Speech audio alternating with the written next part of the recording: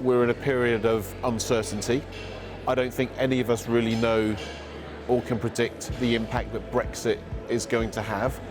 I think locally in Ireland there will be sectors that benefit from Brexit, financial services absolutely, but I can clearly see the challenges the agricultural sector may have. And I think tourism will be heavily impacted on what happens to exchange rates. As a proud Brit, I so regret the decision to leave Europe, and I think the UK is in for a rough few years. Unfortunately, I think the UK struggling has to have an impact on Europe as well.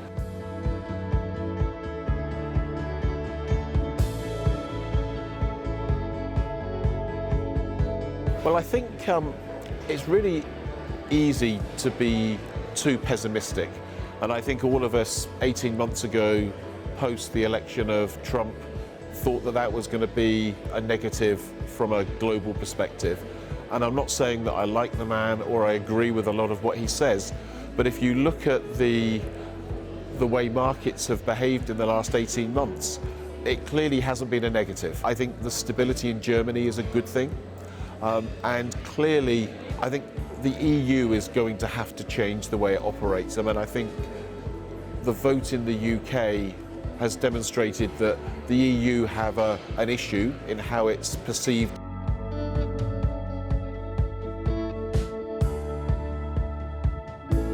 I don't see anything changing to make Ireland less attractive. More broadly, you know, the attractiveness of Irish workers, they work hard, they're very open-minded, they're very adaptable to change. I think if you were an organisation that was potentially looking to put businesses or build an operation in the UK, I think Ireland has to be a natural alternative now.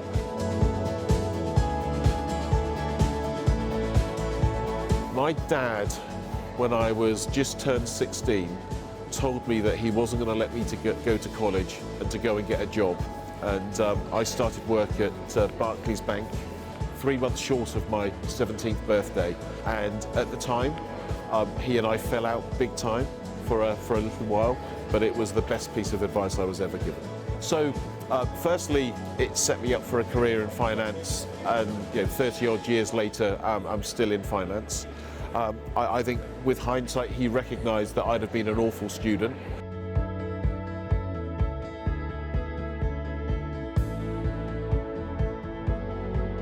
Having spent lots of time in Limerick, obviously lots of time in Dublin, but I've also travelled around the country extensively. I think, yes, there absolutely is, and I think the IDA and I think the government are well aware of that, and I think they're doing all the right things to try and even that out, but it takes time.